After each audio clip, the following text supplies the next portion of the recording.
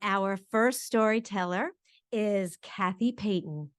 She is a single mom who believed for a very long time that she had a picture perfect adoption. Really, is there such a thing? We're going to find out. So please welcome to the mic, Cathy sharing her story, Picture Perfect.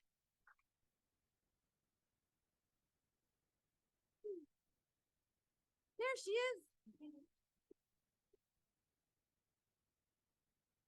Hi, everyone. I'm Cathy Payton, and I'm very happy to be here tonight sharing this space with you. And I'm grateful that you are here to listen to my story. So as you know, my story is called Picture Perfect. And when Pat from the coalition asked me to be a storyteller, I said yes right away because I like Pat. And I'm very proud to be part of the coalition, and they've done a great deal of good for me and my family. And so I'm grateful to be here tonight. Thank you so much.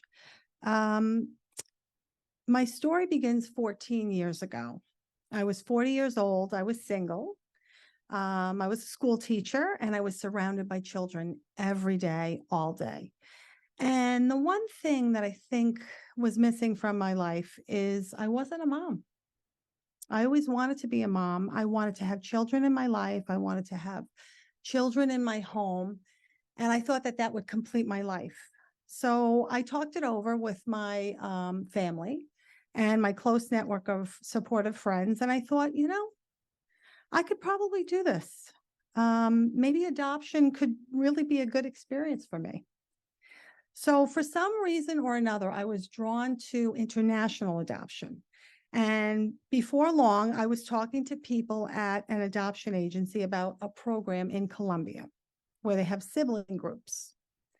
And at this point, I'm getting very excited, and I'm thinking, I could potentially have more than one child and do everything in one shot. And I like to do that. I like to get everything done, one and done. So the paperwork, it took a long time. It took around 3 years to complete. And I remember it was around this time, around, Veterans Day. And it was 2009. I was in my car and I got a phone call from the agency. And they said, we found a sibling group for you. So I immediately, before I crashed, I just pulled over, and I was so excited to hear all about this. My heart was racing. And the woman on the phone said, I have a girl named Michelle. She's 10 years old, and she's got a little brother who's 3. And I was like, wow. And his name is Lewis. And I just couldn't believe it. And she said, I want you to go home, talk to your family. I really want you to think about this, because once you see these pictures, you're going to fall in love. So I did talk to my family. I did think about it, and I did fall in love when I saw the pictures. And I took their picture, and I still have it on paper. I printed it from my computer, and I put it in my mirror in my room. And I looked at it every day until I got them. So now at this point, I'm traveling to Colombia. I am trying desperately to speak Spanish. I didn't have a lot of time to learn, and I tried. And so when I got to Colombia, I knew I would be there for 5 weeks. I began studying Spanish, and I tried talking. And Barbara says to me, Cathy, think of a typical phrase you would use. And the only phrase I could think of was relajarse, and I think it means relax. And that's all I kept saying on this journey, to myself, to my kids. So at this point, my family is excited. My friends at work are so excited. They throw me a baby shower. It feels terrific. I feel like I'm on cloud 9, and I feel like I'm part of a group that I wasn't part of before. It's like the mom group. So I was just so thrilled. So now it's March.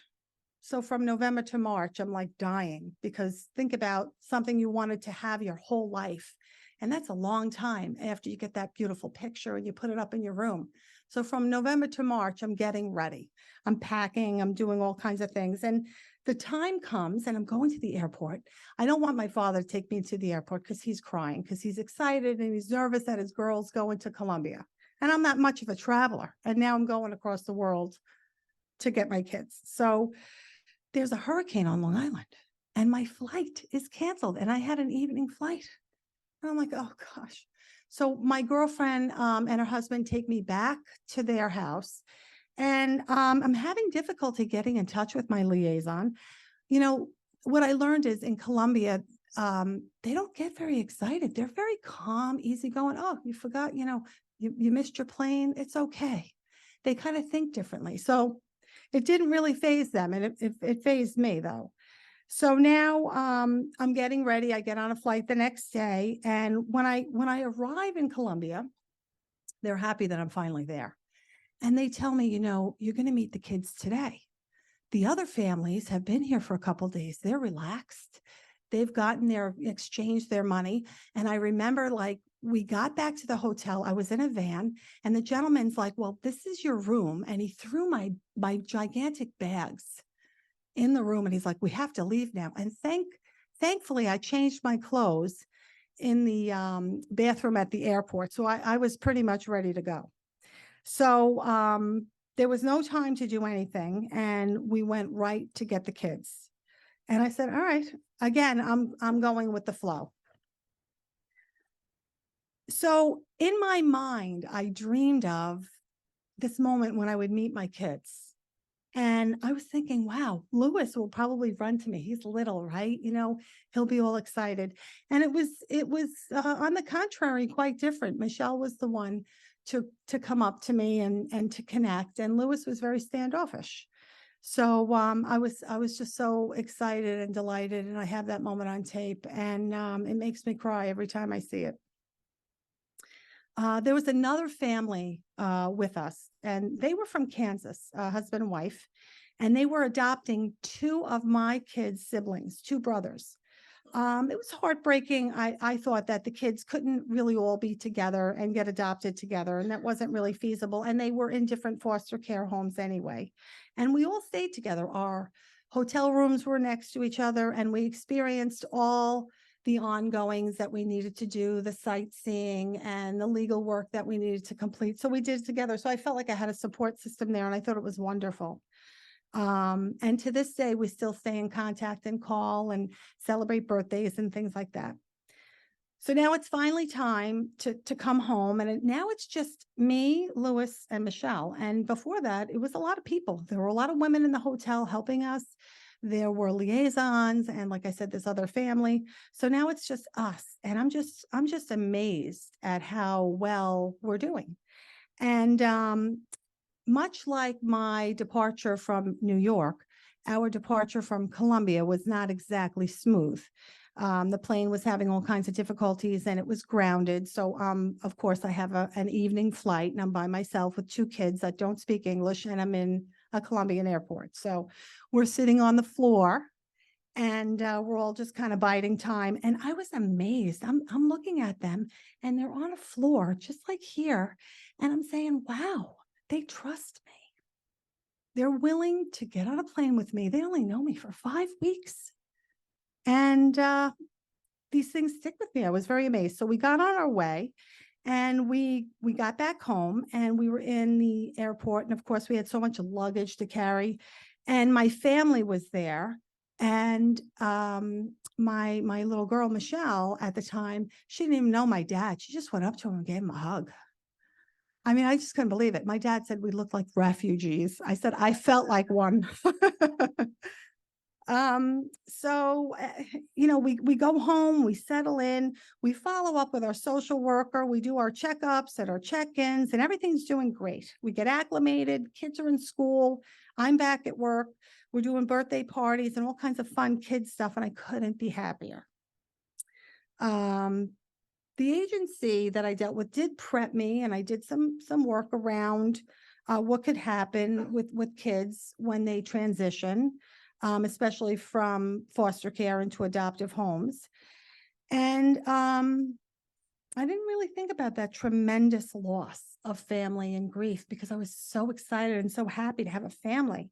And I didn't realize how much they sacrificed in terms of sacrificing their own, I guess, longing for wanting to be with their families and their culture and their siblings too. Kansas is far from New York, right? Um, it was a difficult time. It was fun, it was wonderful, and then we transitioned to a more difficult time. Trauma hits with a heaping side of adolescence. And all of these feelings of grief and pain that were on the back burner, they begin to boil over at this point. Nobody's happy really right now. I'm not happy. My kids are not happy. And it was difficult. My daughter, she has an entire story set aside from the story that I have of her, the beautiful story of me becoming a mom and the kids finding a forever home. And I realized that we as a family, we have to somehow begin processing the story of her whole life that began in Colombia. And at this point, I really don't know how to do that. And I never really felt as alone as I did then. And it was scary for me. I can't help but think that before adopting the kids, I had all the help I wanted. Again, my friends are excited. They're throwing me baby showers. They're celebrating me becoming a mom and our little family. I even had help in Colombia, but it's not the help really that a mom needs, not at this time, not at this stage in the game. And I heard about the coalition and I reached out. And a woman named Andrea, she had done some home visits with me, and I had felt help on an extraordinary level. And just being able to share some of my experiences with someone who understands was very comforting. I really didn't know anyone in my circle of friends or family who had adopted, let alone adopted kids from another country. So to find a person who knows what you're going through, it really helps you to feel safe.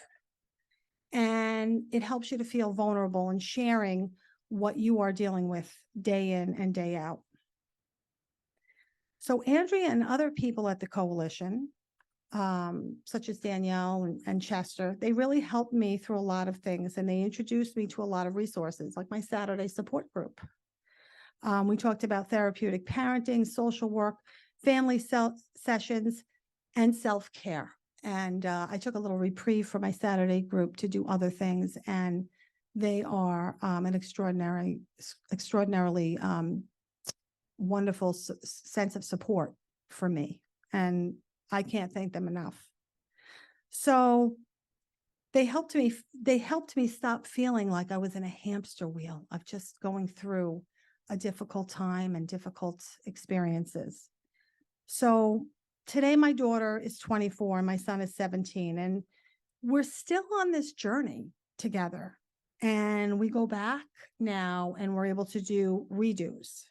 We're able to listen better together.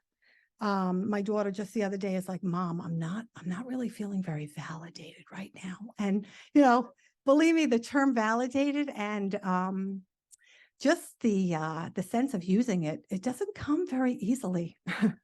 There's a lot of training behind that and a lot of trust behind that. And I think I was really naive to think that we were just all so happy because we all needed so much help from the outside, And from the outside looking in, everything looked really very beautiful, but there was a lot of work that had to go into that. Now I understand that there's beauty in healing. There's beauty in repair, and it's never too late to make repairs.